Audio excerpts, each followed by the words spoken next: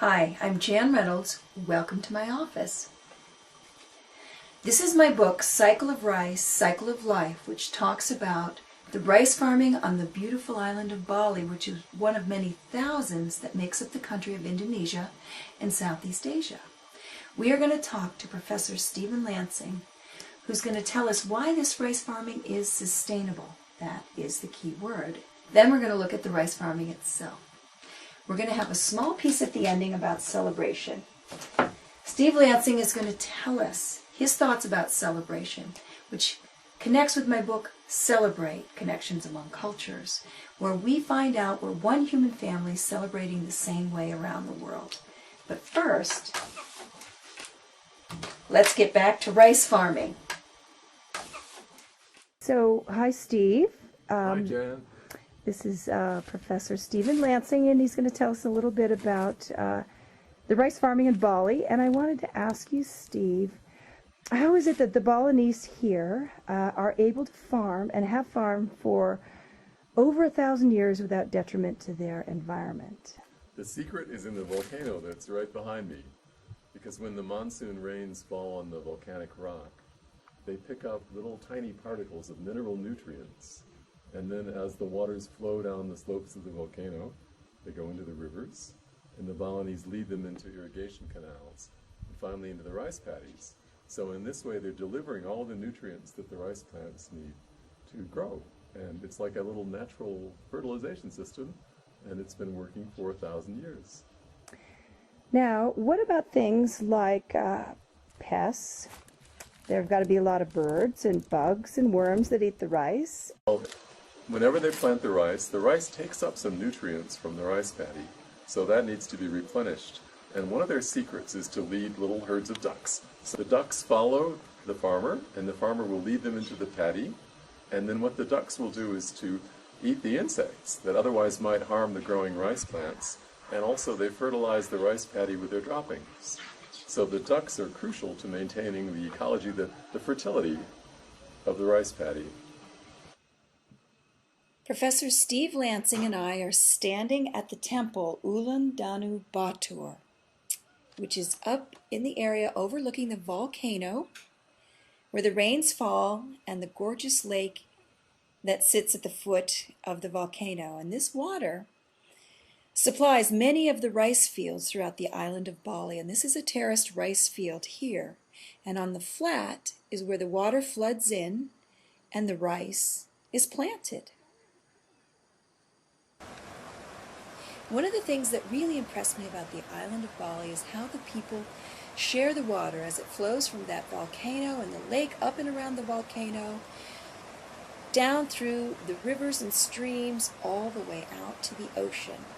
However, to make sure that this water flows out into every single rice farm, there are dams and weirs and rivers and streams and ditches all throughout the entire island.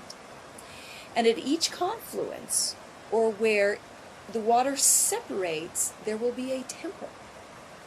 And at this temple, the people collect at different times and have ceremonies, and they organize themselves into groups of farms called subaks, and they decide which subak will be getting water at what time. When the water does come to your subak and then to your farm, it'll look like this. And you have been out there with your hoe, churning up the soil, getting some air into it just before the water flows in. And that water will flow up to about knee height. So it can be 1 to 2 feet high. And you can see this woman here.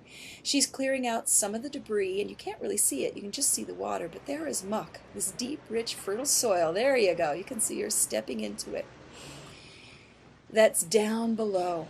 And that's where the rice plants will be planted, in that soil. And the pathway you see cutting across is where everyone walks when they don't want to be walking through the rice paddy. And often the children are out there running on the pathways, and that's where they stand when they catch the frogs, the fish, the eels that are sometimes in the water and the rice paddy. And you can see the water flows into the field and from one field to the other.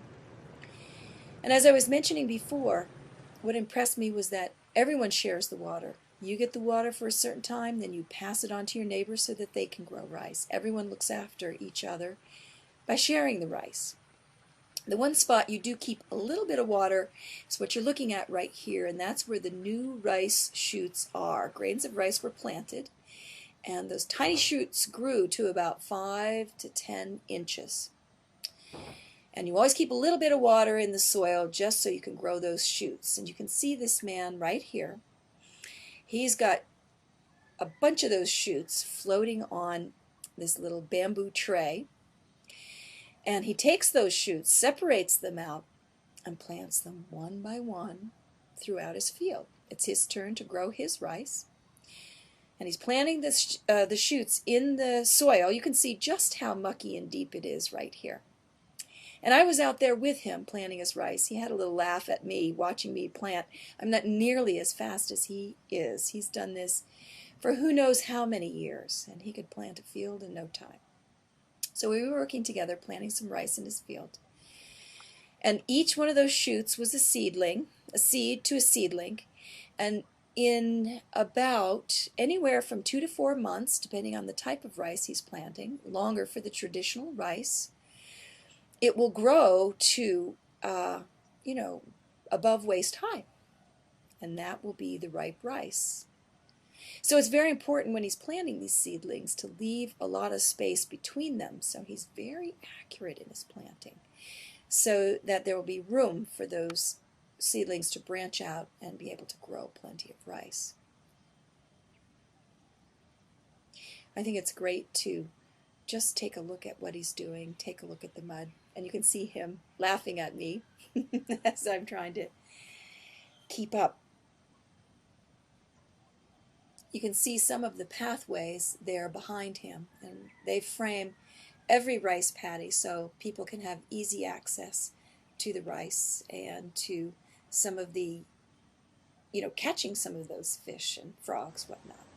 And this is what the ripe rice looks like. It's beautiful, it's golden, it's heavy, it lays the plant right over. And it's well above my waist, getting up to my shoulders, and I'm walking out to take a look at the temple that they have right in the rice field itself. And here they make and give offerings to the goddess of rice called Dewi Sri. And they put these offerings in here to say thank you for this great crop of rice that they're harvesting here. They have curved knives, and they'll cut the bunches that were once those seedlings, and they will bang them into these baskets, and that's where the rice kernels fall off. And they'll be working all together as friends or families. And this fellow wants to show you right here. A bunch of rice in his curved knife.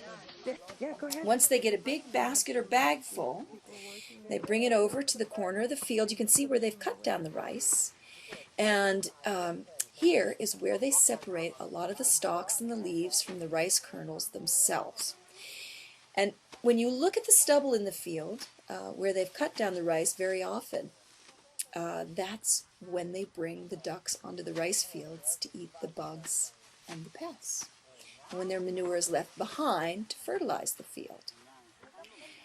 But back to this process, you can see how they're getting the leaves and the stalks out, and they have just the fresh kernels of rice, and they're doing sort of their form of threshing. Then they'll put it dries during this process as well. They don't want to have wet rice put into a bag. So the rice is dry and it's ready to transport.